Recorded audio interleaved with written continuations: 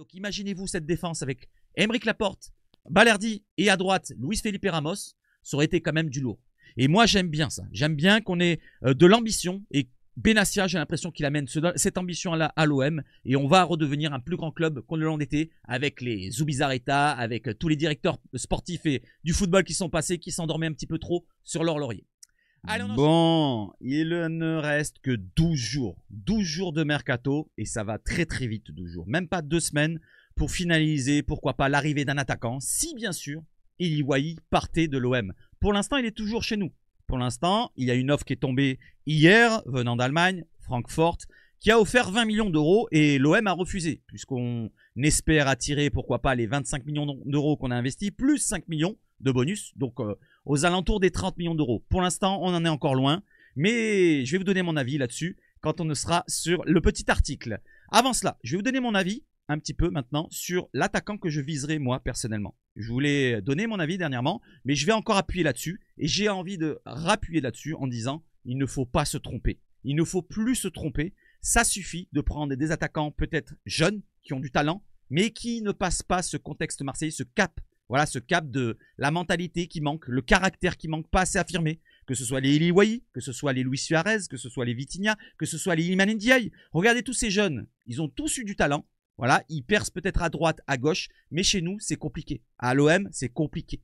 Donc, autant se positionner sur un attaquant déjà confirmé, affirmé, point de vue caractère, mental, qui a déjà prouvé dans un autre grand club d'Europe, qui ne joue peut-être pas dans un grand club d'Europe actuellement, mais qui peut nous apporter son expérience et qui ne se chiera pas dessus quand il arrivera devant les buts. Que ce soit les Sanchez, qui sont passés par l'OM, c'est des vieux, oui, on avait dit ils sont cramés. Eh ben non, il a réussi. Que ce soit les Milik, peut-être blessé s'il est là, mais il a réussi. Voilà, il n'était pas si vieux que ça, il avait 28 ans, mais il a réussi. Même Balotelli, dans l'ancien temps, qu'on prenne aussi les derniers cas comme Aubameyang. Voilà, vous voyez tous ces cas-là, tous ces joueurs-là qui sont confirmés. Quand ils arrivent à l'OM, peut-être qu'il y a un laps de temps pour s'adapter, mais ils y arrivent. Et moi, je veux me positionner plutôt sur un attaquant de ce domaine-là, ou alors une des pistes de l'OM de maintenant qui m'intéresse avant tout, et on va en parler dans la vidéo. On y va tout de suite sur quoi? Sur l'introduction.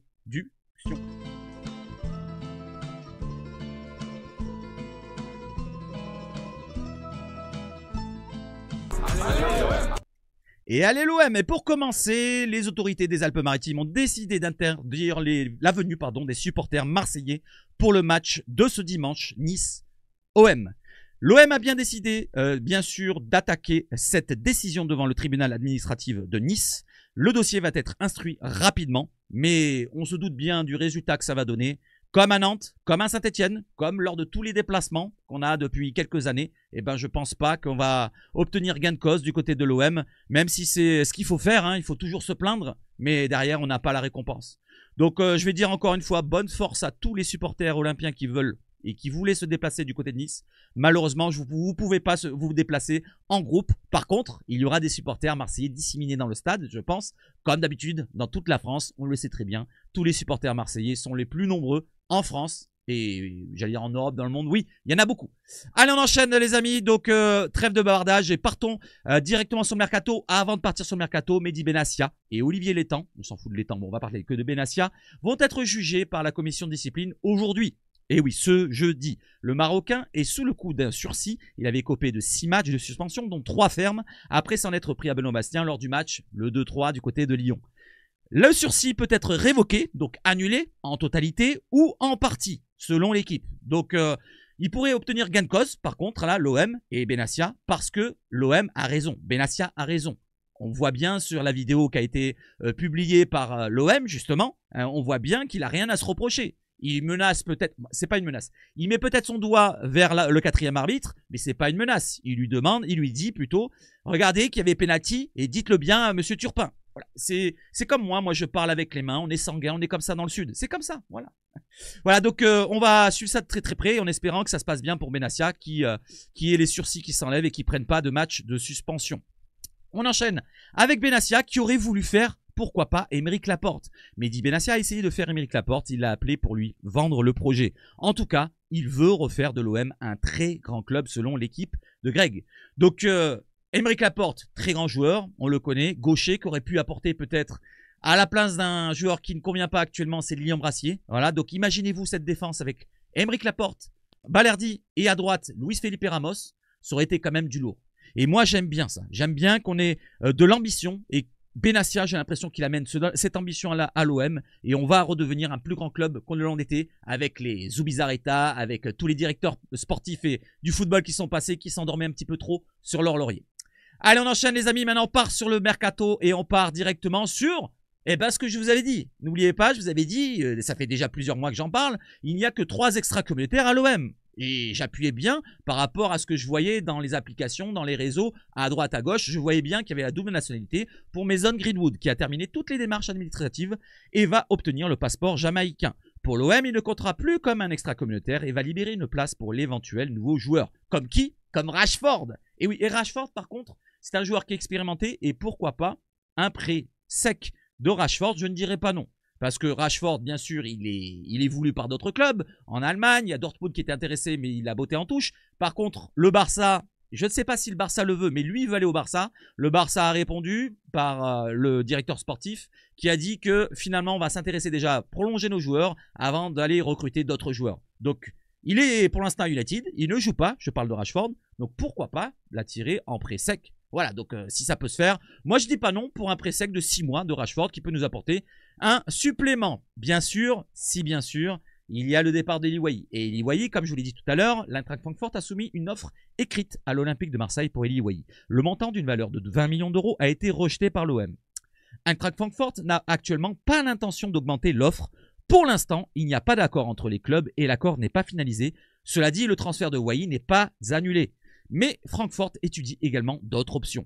Alors je vais vous dire, c'est un peu comme les mêmes histoires qu'on a eues cet été avec Nketiah, avec ci, avec là. Vous vous en souvenez, je vous disais, c'est une espèce de jeu de com entre les journalistes, les insiders qui font parler par rapport au club, qui leur demandent peut-être de parler même directement, de faire parler pour, pourquoi pas, faire baisser les offres, monter les offres, pour un petit peu fluctuer le marché. Et ça ressemble à ça totalement. Voilà, donc je pense que on va en rester là pour l'instant pour 1 ou 2 jours. Peut-être qu'on va attendre et peut-être qu'il y aura une deuxième offre qui va tomber, 22 millions plus des bonus ici et là. Et au bout d'un moment, on va se rapprocher de l'offre que réclame l'OM, c'est-à-dire 25 millions minimum, voire 30 millions si on peut atteindre les 30 millions d'euros pour la vente d'Eli Wahi.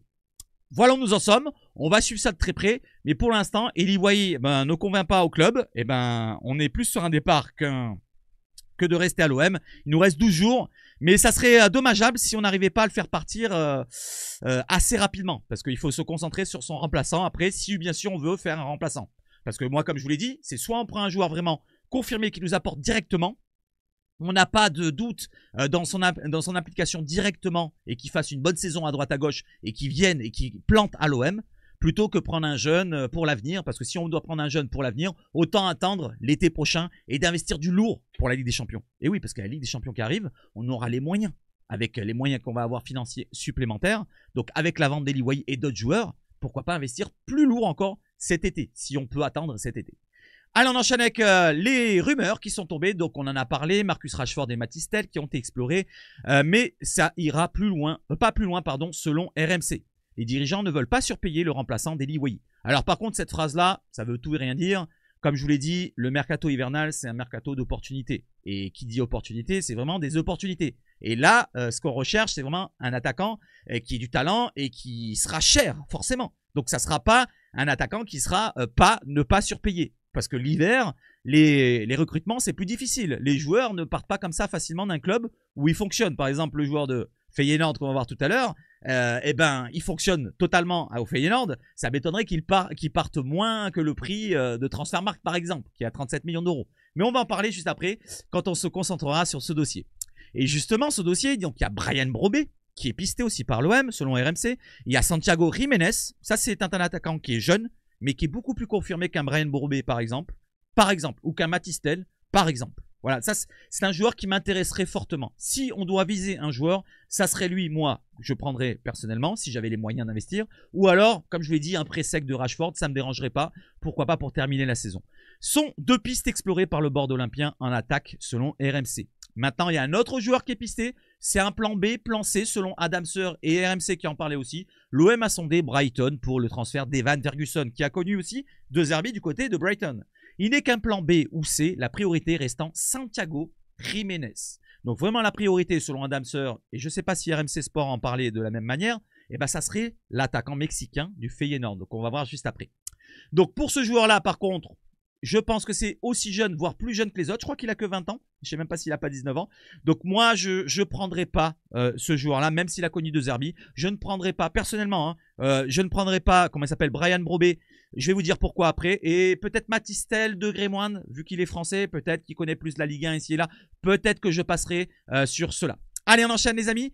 On enchaîne avec Marcus Rashford. Donc une arrivée de Marcus Rashford à l'OM ne pourrait être possible que dans le cadre d'un prêt selon Foot Mercato. Et ce que je viens de vous dire, moi s'il vient, ça sera que pour un prêt. L'achat, ça va être compliqué. Il est évalué à 55 millions d'euros sur Transfermarkt. Il lui reste encore 2-3 saisons du côté d'United. C'est un joueur avec un très très gros salaire. On ne peut pas se permettre. On peut pas se permettre. Si on le prend, ça serait un prêt sec, sans option d'achat, avec le salaire qui serait divisé par 2 ou par 3 et United nous ferait une fleur. Mais ça serait dans ce domaine-là, pas dans un transfert, ni avec une option d'achat. Donc ça serait dans ce domaine-là que je viens de vous expliquer. Et ça risque d'être très très très très compliqué, à moins qu'il n'a plus d'option. United ne veut plus le faire jouer, Barça ne veut pas le prendre, d'autres clubs ne veulent plus le prendre.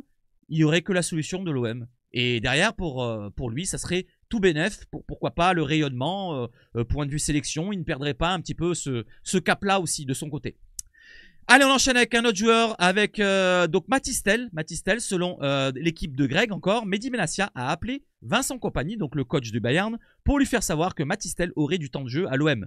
Donc ce qui veut dire, c'est que l'OM veut le prendre en prêt, sans option ou avec option. Avec une option, ça va être compliqué. Ce joueur-là, il est jeune, il a 19 ans. Le Bayern veut le garder pour l'avenir. Gros potentiel. Il a 2, 3 ou 4 ans de contrat encore du côté du Bayern. Il est estimé à 30 millions d'euros de valeur Transfermarkt. Ça sera compliqué. À moins de mettre une offre, une option d'achat de 40, 50, 60 millions d'euros, ça m'étonnerait qu'on arrive à mettre une option d'achat. Si bien sûr, on arrive à la tirer en prêt. Pour l'instant, le Bayern, ce qu'ils ont répondu, c'est qu'on va le faire jouer. Il n'a pas joué hier contre Feyenoord, il n'est même pas rentré une minute, mais ils ont dit on va le faire jouer. Donc on va attendre de voir comment ça va se goupiller dans les prochains jours, prochaines heures. Donc Matistel, un joueur intéressant, mais c'est toujours pareil, jeune. Donc moi, pour ma part, un prêt sec, ça ne me dérangerait pas aussi. Comme Rashford, degré moindre, parce que je préférais quand même l'expérience et le vécu d'un Rashford plutôt qu'un Matistel, personnellement. Même si ce n'est pas un attaquant de pointe, vous inquiétez pas, qui peut jouer en pointe, je parle de Rashford. Il a le physique, il a la qualité, il a la puissance. Peut-être en pivot, c'est pas un joueur vraiment de pivot, mais il nous apportera beaucoup plus que ce qu'on le pense. Allez, on enchaîne avec un joueur qui est intéressant, Bryan Brobé. Il a des qualités, mais il a aussi des défauts. Des défauts de ses qualités, comme on dit certains. Il a une grosse puissance, très grosse puissance, 1m83, qui a eu un moment où il a été en forme, très en forme, c'était l'année dernière ou il y a 2 ans, je crois. Il a enquillé les buts. L'année dernière, je crois, 22 buts. Mais cette année, il a totalement du mal à enchaîner. Il a marqué 1, 2, 3 buts, je crois, en 20 matchs, un truc comme ça. Les stats ne sont peut-être pas les bonnes, ce que je vous donne là, mais c'est pas loin d'être ça. C'est très peu de buts, très peu de stats cette saison, mis à part 5-6 passes décisives. Donc c'est un joueur qui est en manque de confiance du côté de Amsterdam, à l'Ajax, mais c'est un joueur qui est encore jeune. Donc il est modulable, modifiable, transformable. Alors pour l'avenir, pourquoi pas? Mais est-ce que c'est ce qu'on demande à l'OM, vraiment un joueur pour l'avenir? Nous, on demande d'avoir un neuf qui réussisse directement. Et ce que je vous ai dit, le neuf, au début de la vidéo, je vous ai dit, c'est très important. Il faut avoir un joueur qui performe directement. Donc un joueur qui a déjà du vécu, l'expérience, et qui ne se chiera pas dessus quand il arrivera devant les buts. Un joueur qui ne connaît pas en plus la Ligue 1, un joueur qui ne parle pas français, un joueur qui est en degré moindre de la forme. Donc moi, pour ma part, ça serait un coup peut-être pas si bon que ça pour cet hiver. Si on me dit que pour l'été prochain, pourquoi pas on le prend avec un autre attaquant qui est expérimenté à côté, je dis pas non. Mais pour l'instant, je préfère encore attendre le retour de Moumbagna. D'ailleurs, l'équipe en a parlé, il devrait retourner sur le terrain à partir du début du printemps, donc c'est-à-dire en mars, voire avril, c'est-à-dire qu'il va peut-être même pas jouer cette saison.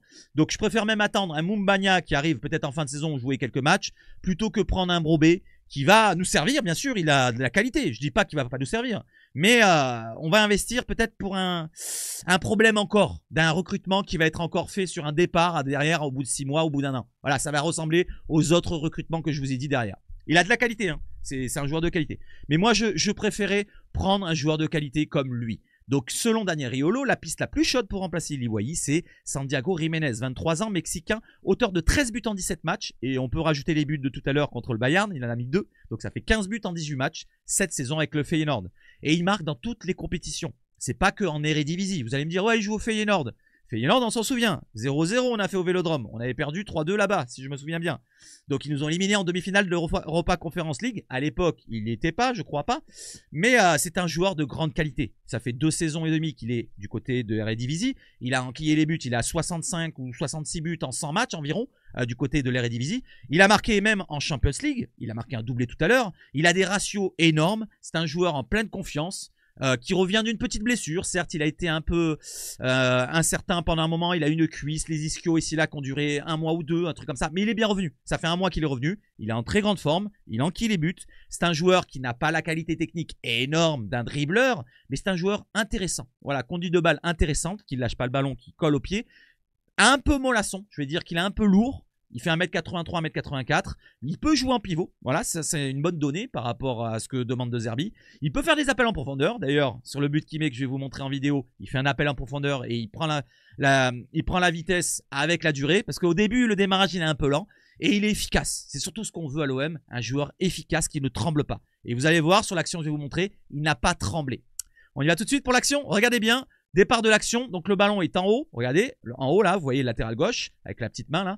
J'appuie sur lecture, regardez bien, il n'y a pas de son mais c'est pas grave. Regardez bien, la langue transversale déjà, elle est magnifique cette passe, mais on s'en fout du joueur qui fait la passe. On voit pas l'appel de balle du Mexicain de Jiménez, mais il est magnifique. Dans un autre angle, dans un autre ralenti on verra pas là, on le voit faire un appel, il lève le bras, mais il fait vraiment par rapport au défenseur. Il regarde bien s'aligner, vraiment à la limite. Voilà, c'est pas un attaquant qui va être hors jeu, refaire un appel, un contre-appel. Non, non. Voilà, avec le petit pouce, avec le petit doigt vers le bas, vous allez voir ce que ça veut dire. Donc, superbe but, joueur efficace. Deuxième but sur penalty, doublé. On enchaîne maintenant avec Santiago Jiménez a inscrit un doublé en première mi-temps. On vient de le voir contre le Bayern Munich. Feyenoord, comme l'a dit, n'est pas ouvert à la négociation d'un prix inférieur à 35 millions d'euros pour évaluer son éventuel départ. Un transfert permanent est la seule option pour le recruter, aucune chance de prêt. Donc là, si on veut ce joueur-là, ça ne sera pas un prêt. Ni avec option d'achat, ni obligatoire, ni ci, ni là, ni avec un pot de miel. Non, non, ça sera transfert directement, la maille. Peut-être en plusieurs fois, on peut le faire. Mais il faut de la maille. Et qui dit il faut de la maille, il faut vendre rapidement Eli Wahi. Si on vend Eli Wahi, imaginons, allez, on se fait un petit scénario. Là, il propose 20. Mais imaginons, on récupère 25 directement. Avec des bonus, ça peut atteindre 28, 30. Voilà, on va dire à peu près comme ça. Un scénario probable. Donc 25. On investit 25. On rajoute 10 ou 15. Ou même on fait une autre vente. Parce que pour l'instant, on n'entend pas trop parler des Aminarit. On n'entend pas trop parler des Lilian Brassier. Des autres joueurs qui sont pourquoi pas sur un départ. Ils pourraient nous apporter aussi une manne financière. Et pourquoi pas rajouter. Moi, comme je vous le dis, si on a 25 à investir et qu'on peut investir 10 ou 15 de plus, montons à 40. Pourquoi pas pour concurrencer un autre club qu'on va voir juste après. Ça serait intéressant de prendre ce joueur-là maintenant. En plus, il est jeune. Tu ne perdras pas beaucoup d'argent. C'est un peu le même tonneau que les autres que je vous ai dit avant, que je fustigeais envers cette jeunesse. Mais je sens que ce joueur, beaucoup plus terminé, déjà qu'un Eli Wahi, c'est sûr, que Brian Brobé, qui a l'air d'être un peu en dedans en ce moment, c'est pratiquement sûr pour moi. Et les autres joueurs que je vous ai dit, comme Matistel et comme d'autres joueurs jeunes, c'est bien la jeunesse, mais au bout d'un moment, il faut avoir le talent directement à disposition. Il faut vraiment qu'il le prouve sur le terrain directement. On ne va pas attendre 150 ans à Marseille. Il va faire un match, ou 2, ou 3, ou 4 dégueulasses. Il ne va pas marquer de but. Et derrière, il y a les sifflets qui vont arriver. Les broncas vont arriver. Là, derrière, s'il n'a pas le mental qui suit, eh ben, il va faire comme Eli Wahi. Il va s'enfermer, mettre sa tête dans la terre comme une autruche. Et on ne va plus le revoir. On va le vendre au bout de 6 mois. Voilà, on va faire ça à chaque fois. Prendre un jeune pour le revendre derrière. Non, autant prendre un jeune peut-être terminé comme lui, pratiquement terminé ou pas loin, plutôt qu'un jeune à en devenir. Moi, c'est pas ce que je veux. À en devenir, ça suffit. À en devenir, on en a plein dans le centre de formation. Et on va en parler justement parce qu'il y a un dossier intéressant sur le dossier de formation. Allez, on enchaîne avec justement ce geste que je vous ai montré. Regardez, je reste ici. Là, en jaune, je reste ici. C'est le message éloquent qui ressort de la célébration en colère de Santiago Jiménez. Après, ça veut dire peut-être je reste ici ou alors on est à domicile. Mais vu qu'on est dans la période de mercato et qu'il est sur un probable départ, peut-être qu'il dit je suis bien ici, je vous aime, ci et là. Milan, pour sa part, était et prêt à réaliser un investissement important de 40 millions d'euros. Et c'est pour ça que je vous ai dit à peu près 40 millions d'euros. Ça pourrait être intéressant de concurrencer l'AC Milan.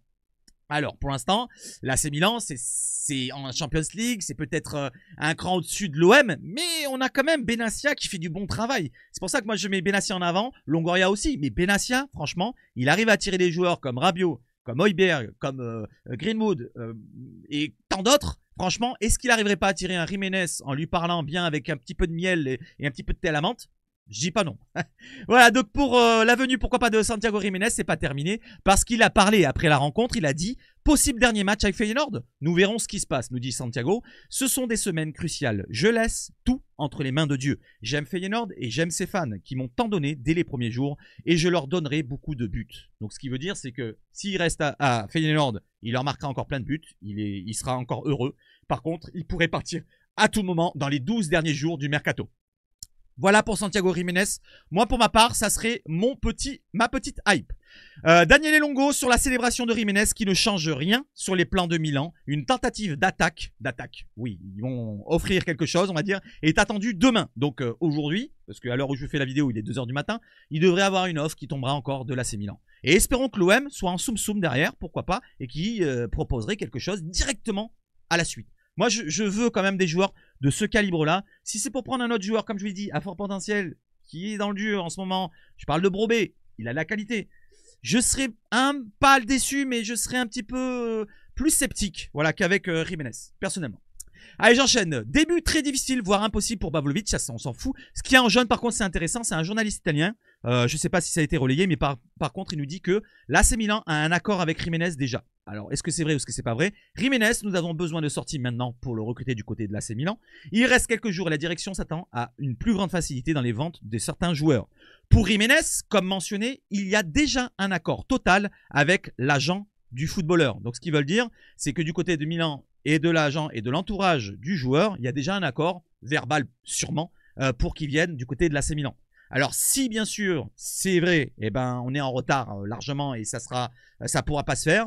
Et si c'est pas vrai, eh ben il faut se positionner dessus. Voilà, il y en a marre de recruter des joueurs qui repartent au bout de 6 mois. J'arrête pas d'appuyer là-dessus, mais c'est vraiment pénible.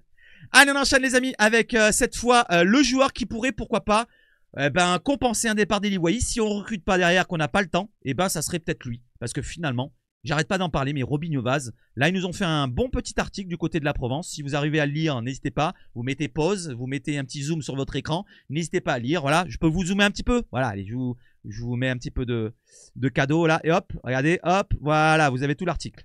Voilà, si vous avez réussi à voir. Il s'est bien détaillé dedans. Il parle de sa jeunesse, où il avait un caractère bien affirmé, où il était plutôt blagueur. Ses blagues n'étaient pas trop compris, donc on pensait que c'était un garçon pas méchant, mais problématique. Donc il était problématique dans sa jeunesse. Ensuite, il a été un petit peu, il s'est un petit peu, comment dire, il s'est un petit peu développé du côté du centre de formation de Sochaux. Il a montré ses qualités, voilà, l'insouciance, de la vitesse, de la puissance. D'ailleurs, de la vitesse, il a été flashé à 35 km/h lors d'un entraînement.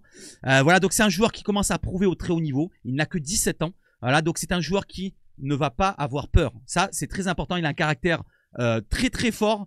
Comme ils le disent en bas, il fonce, il fonce, il fonce. Et j'espère qu'il foncera avec l'OM. Donc on va pas rester 150 ans sur Robinho Vaz, mais juste pour une petite anecdote, l'OM qui a recruté Robinho Vaz 17 ans l'été dernier a su devancer quand même des clubs comme l'AC Milan. Pourquoi je dis ça? C'est parce que le club que je viens de dire juste avant, c'est l'AC Milan qui est sur Santiago Jiménez. Certes, c'est pas le même investissement, c'est même pas 1 million d'euros pour recruter Robinho Vaz, mais quand même on arrive à devancer l'AC Milan, la Juve ou des écuries de Bundesliga.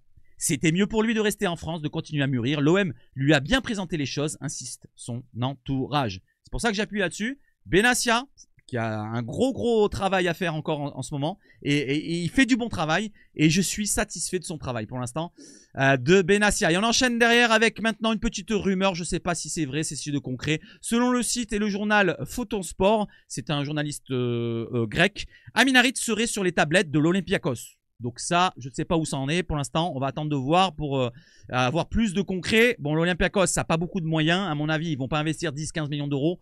Ils vont essayer de tenter un prêt avec option d'achat comme Asdounaï pour le Panathinaikos. Donc on va suivre ça quand même de très près.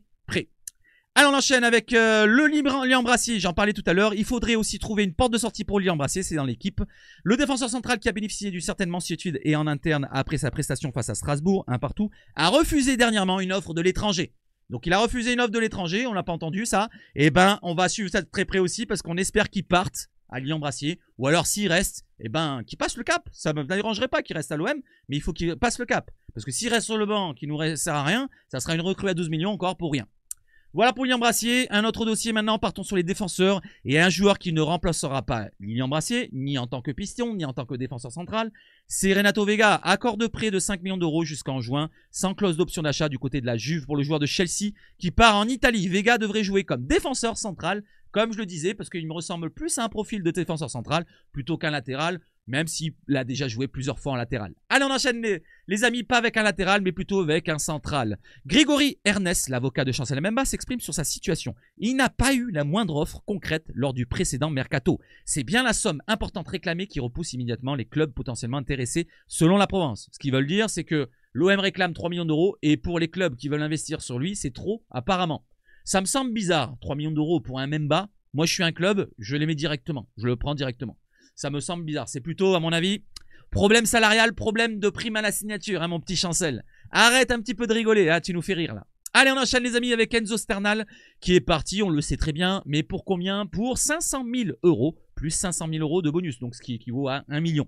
1 million d'euros pour Sternal, l'OM a un pourcentage à la revente et qui est de 50%, mais qui diminue plus le montant de vente est élevé. Il y a également une clause de droit de regard, de rachat, de regard, de priorité de rachat, je pense. Donc si la vente est énorme, le pourcentage sera réduit. Donc ça ne sera pas 50%. Par exemple, sur 10 millions, ça sera peut-être 40%, 30%, 25%. Je ne sais pas, mais on va suivre ça quand même de très près.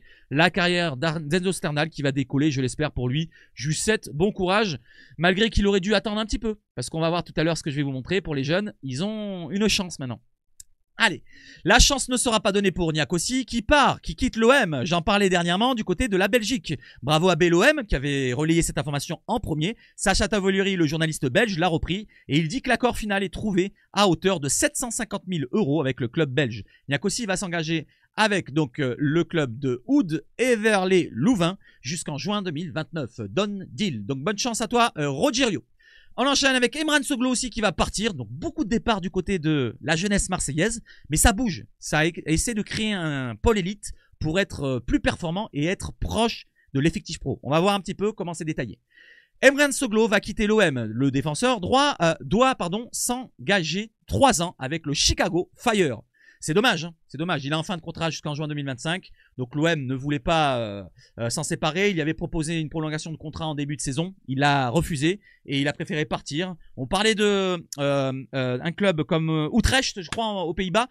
Cet hiver, c'était en début décembre. On parlait d'un départ. Et ça ne sera pas Utrecht, ça sera plutôt Chicago Fire. Donc bonne chance à toi, Emran Soglo. C'est dommage, hein, jeune de 19 ans qui avait de la qualité et qui l'a pas montré dans la durée parce qu'il n'a pas voulu prolonger. On enchaîne avec le petit avis de BLOM qui donne de bons avis et qui donne de bonnes informations sur les jeunes. Après les départs de Niakossi, on vient d'en parler, de Kamisoko du côté de Châteauroux, de Traoré du côté de Versailles, les joueurs vainqueurs de la Coupe Gambardella de l'année dernière, pas de cette année puisqu'ils sont éliminés, avec l'OM auront la chance d'avoir du temps de jeu supplémentaire, nous dit BLOM, donc les jeunes qui ont gagné la Coupe Gambardella l'année dernière. Bien sûr pas le gardien, bien sûr tous ceux qui sont partis, ils ne seront pas là, mais ils auront du temps de jeu. Allez, on enchaîne justement avec la jeunesse. L'état-major olympien, notamment Mehdi Benassia, qui fait un extrêmement gros travail, qui fait du gros travail, du bon travail, et Ali Zarak a depuis peu mis en place un programme spécial pour 8 jeunes aux portes de l'équipe de De Zerbi. Un programme spécial pour intégrer tout doucement l'effectif pro. On a vu que dernièrement, il y avait des Robinho Vaz, des Bacola et d'autres joueurs que j'oublie qui ont été intégrés petit à petit, qui ont du temps de jeu, comme Robinho Vaz. On va voir si ça continue comme ça. Ils ont droit à 2 séances supplémentaires par semaine où ils sont pris en main par le nouveau directeur du centre de formation, Titou Asni, qui est arrivé en décembre. L'objectif est clair, disposer d'un bagage le plus complet pour répondre aux exigences réclamées par l'OM et par De Zerbi. C'est De Zerbi qui a mis ça en place, voilà, de mettre ça en place pour les jeunes, qui ont un petit peu des entraînements similaires aux pros peut-être, et pourquoi pas pour les intégrer tout doucement s'ils réussissent les passages. Les heureux élus sont Kélian Abdallah, 18 ans, Daryl Bacola, 17 ans, Alexandrie Sanga, 17 ans, Alexis Koum, 18 ans, Gaël Lafont, 18 ans, Kélian Le Pironec, 18 ans, Robinho Vaz, 17 ans, et Yanis Selami, qui est actuellement blessé, il revient de blessure, on en parlait avec sa blessure à la cheville, il a été opéré avec succès, il devrait revenir dans les prochaines semaines, et il aura sa chance aussi dans les élus. Il y a 8 joueurs, 8 jeunes joueurs, qui seront pas loin du groupe pro, qui seront intégrés tout doucement. Quand il y aura un joueur manquant, et ben ça sera un des jeunes de ceux-ci qui sera dans le groupe pro. par exemple là, actuellement, on manque d'attaquants, et ben c'est Robinho Vaz qui a sa chance. Si on manque, pourquoi pas, de milieu de terrain, ça sera Daryl Bacola. Si on manque de latéral gauche, ça sera Alexis Koum. Si on manque de milieu de terrain dans le cœur du jeu, Alexandre Isanga, si je me trompe pas. Gaël Lafont pareil, Kylian Le Pironec, Yanis Selami. Oui, on a beaucoup de solutions dans les jeunes. Et Kylian Abdallah, bien sûr, on l'a vu en début de saison. Malheureusement, il n'a pas eu encore sa chance cette saison, si on regarde bien. Mais il l'aura s'il continue d'être sérieux. Parce que s'il a eu cette chance-là, c'est qu'il est sérieux. Allez, on enchaîne avec la petite Ligue 1 qui nous a mis une petite boutade. Voilà, ils nous ont mis le 11 type fan, c'est-à-dire de la journée 18 qui est passée avec l'OM Strasbourg un partout. Ils nous ont mis déjà donc Greenwood et Merlin. Est-ce qu'ils méritent d'être dans l'équipe type? Je sais pas trop, franchement. Ils ont fait un... Quant à Merlin qui a fait une bonne deuxième mi-temps, la première mi-temps il n'était pas là, c'était Garcia. Et Greenwood qui a fait un match plutôt moyen, il a marqué son penalty, mais dans l'ensemble, c'était pas... J'aurais préféré mieux. J'aurais préféré mettre finalement Enrique, personnellement. Ils ont mis surtout Dembélé. Je l'ai entouré, pourquoi? Parce qu'il n'a même pas joué une seule minute. Alors derrière, ils se sont repris. Hein. La Ligue 1, ils se sont repris. Le compte a remis un autre joueur, je ne sais plus c'est lequel. Mais par contre, ils ont bien mis Dembélé. Comme quoi, finalement, ils ne regardent même pas les matchs s'il faut. Ils mettent des Parisiens qu'ils aiment bien déjà en premier. Quelques joueurs qui émergent un petit peu comme Greenwood, ils savent qu'il est très bon, alors ils vont le mettre. Jonathan David qui n'a pas été si terrible que ça avec Lille apparemment. Donc ils mettent des joueurs habituels qui, tu sais, au doigt comme ça. Tiens, il est bon? Non, on va le mettre quand même. Voilà pour la petite boutade. Maintenant, regardons vite fait, bien fait, l'entraînement voilà, de ces dernières journées pour le match face à Nice. Et oui, parce qu'il y a le derby. Hop, je vous le mets vite fait, sans le son, bien sûr. Hop. Voilà, on voit Greenwood, on voit Jack Bordonado avec les entraînements. Papa, le but. Hop, la parade de Jel Van Neck. La deuxième parade, il s'est levé vite. L'entraînement des gardiens avec Ruben Blanco de dos, je crois, si je me trompe pas. Ruben Blanco aussi, il faudra voir pour un départ, hein, au bout d'un moment. Guillaume Brassier, le petit coup du foulard de Iberg, Pancho, avec Mopé de dos, Bilan Nadir, Mason Greenwood et son bonnet, et tous les autres joueurs que vous voyez à l'écran. Balerdi devant, le capitaine, et Rabiot au fond qui est plein souriant, les petits oiseaux, voilà, qui passent et qui trépassent. De Zerbi qui donne des consignes, Rayman Daou, bon, on va pas parler de tous les joueurs, Jonathan Rowe, et les autres joueurs à ses côtés. Voilà les amis, je pense avoir tout abordé avec vous et on se retrouve sur le gros écran comme d'habitude. Je vais vous souhaiter de passer une excellente fin de nuit à l'heure où vous me regardez ou début de journée pour ceux qui habitent en Thaïlande ou je sais pas où. D'ailleurs tiens, donnez-moi votre adresse, pas votre adresse, votre lieu où vous me regardez et sur quelle plateforme vous me regardez. Est-ce que vous me regardez sur YouTube? Non mais je suis con moi, sur YouTube, pas sur plateforme, sur quel moyen vous me regardez? Avec quel moyen vous me regardez? Avec quel appareil? Voilà. Sur quel appareil vous me regardez? Une télé, un ordinateur ou un téléphone. Voilà, c'est plus facile comme ça. Allez, je vous souhaite de passer encore une excellente journée, une excellente nuit, excellente soirée, peu importe d'où vous me regardez, mais en tout cas, merci à vous pour votre force. N'hésitez pas à donner aussi un petit abonnement, c'est gratuit. Voilà, c'est gratuit juste en dessous. On n'est pas loin des 20 000. On a du mal à grappiller ces 20 000. Dès qu'on atteindra les 20 000, je ferai peut-être un live spécial ou une vidéo spéciale, une FAQ. Voilà, je mettrai une FAQ en place pour répondre à vos questions que vous avez envie de me poser sur l'OM, sur ma vie, à moi. Pas trop personnel non plus, hein, vous n'allez pas me demander quelle est la taille de mon... Voilà. Donc, je mettrai une petite FAQ en place et je vous répondrai avec une belle vidéo bien faite. Allez, encore une fois, vive le foot chez Sabache Foot et surtout, allez l'OM! Allez, ciao, ciao, ciao!